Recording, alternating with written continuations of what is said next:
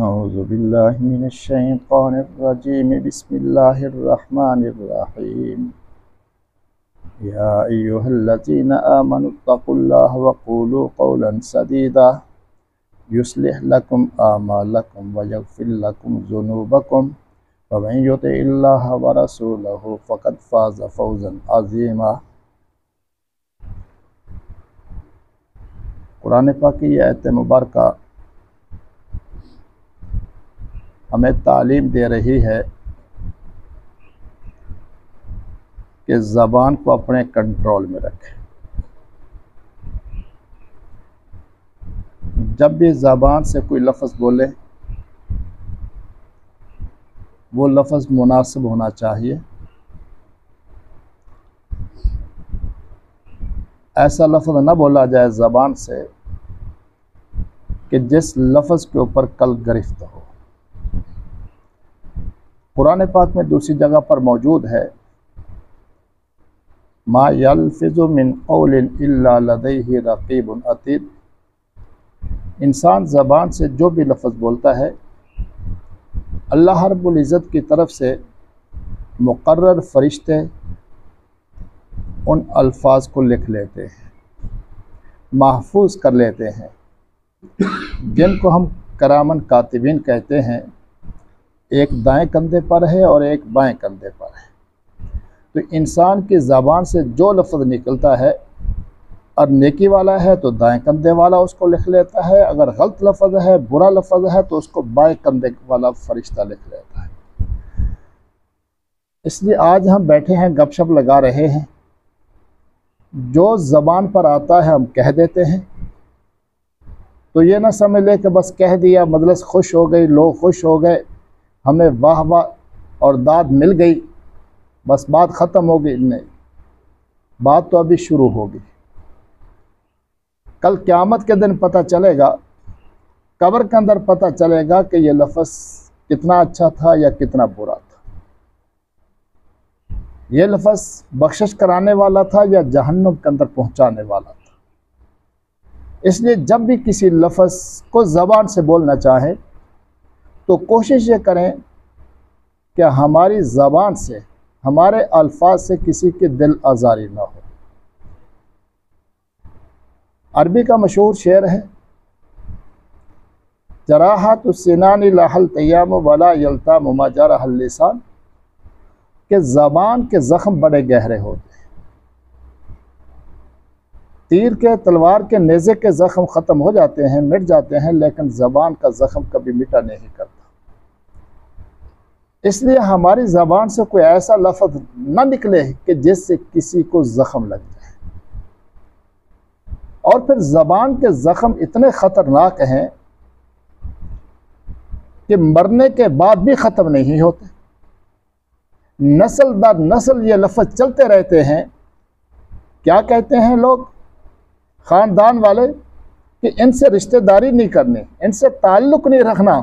क्यों? इनके दादे ने हमारे दादे को ये लफ्ज़ बोला था, उस वक़्त से हमारी इनसे नफ़रत है, लड़ाई है, झगड़ा है, हम इस ख़ानदान के साथ कोई रिश्तेदारी नहीं कर सकते। तो ये ज़ख्म नस्ल दर नस्ल चलते रहते हैं। इसलिए इतने गहरे ज़ख्म है ज़बान वाले कि तीर तलवार वाले ज़ख्म इसके मुकाबले में कुछ भी नहीं है। यही ज़बान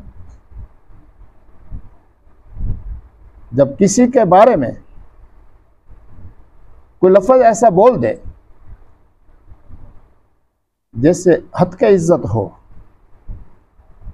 जिससे किसी पर इल्ज़ाम तराशी हो, तो शरई हुक्म यह है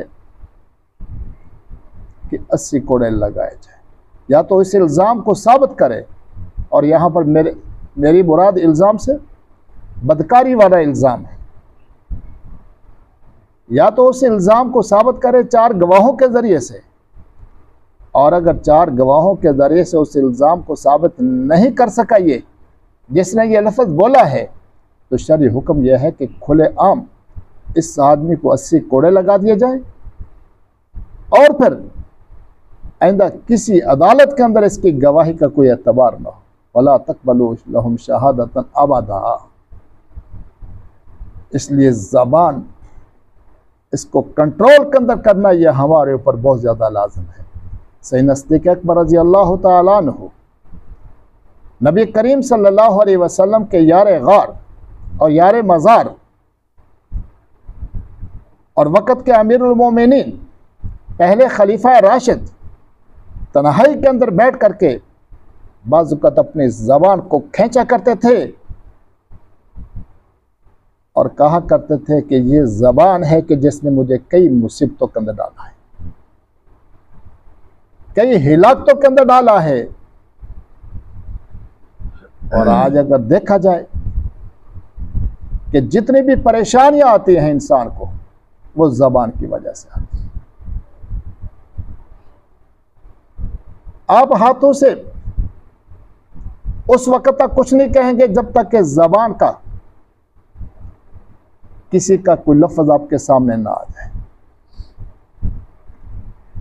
भाइयों को एक दूसरे से जुदा करने वाली यही ज़बान है, बहनों को एक दूसरे से जुदा करने वाली यही ज़बान है, माँ बाप से जुदा करने वाली यही ज़बान है, ख़ानदान को एक दूसरे से तोड़ने वाली, ताल्लुकात ख़त्म कराने वाली यही ज़बान है।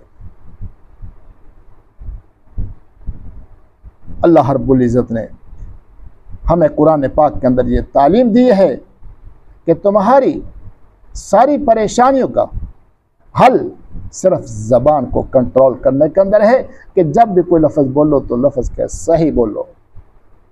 कारोबारी मामला है, आज धोखा फराड है, झूठ है, अगले से नाजायज़ नफ़ाखोरी है, इसके अंदर बुनियादी किरदार अगर होगा तो वो किसका होगा? ज़बान का। बुनियादी किरदार अगर है तो किसका है? ज़बान का है। इसलिए ज़बान को कंट्रोल कर रहे हैं। ये बात ज़हन से निकाल दें कि अगर हम सच बोलेंगे तो कारोबार का नुकसान हो जाएगा, कतई नहीं। क्यों? मेरे और आपके अल्लाह खालिक और मालिक, उसने वाज़ेह फरमा दिया, या अय्युहल्लज़ीना आमनुत्तक़ुल्लाह वक़ूलू क़ौलन सदीदा। इसका फ़ायदा क्या होगा? युस्लिह लकुम आमालकुम। अल्लाह रब्बुल इज़्ज़त तुम्हारी ज़िंदगी जो बाद वाली है, दुनिया के अंदर, कब्र के अंदर, मैदान महशर में, ये जो बाद वाली ज़िंदगी शुरू हो रही है, ये तुम्हारी बाद वाली ज़िंदगी से ठीक हो जाएगी। युस्लिह लकुम आमालकुम। जितने तुम्हारे ज़िंदगी के मामलात हैं, इस ज़बान की बरकत से वो सब ठीक हो जाएंगे। वो कारोबारी मामलात हों, वो रिश्तेदारी के मामलात हों, वो किसी भी तरह के मामलात हों। और अल्लाह रब्बुल इज़्ज़त की तरफ से दूसरा इनाम ये होगा, वयग़फ़िर लकुम ज़ुनूबकुम।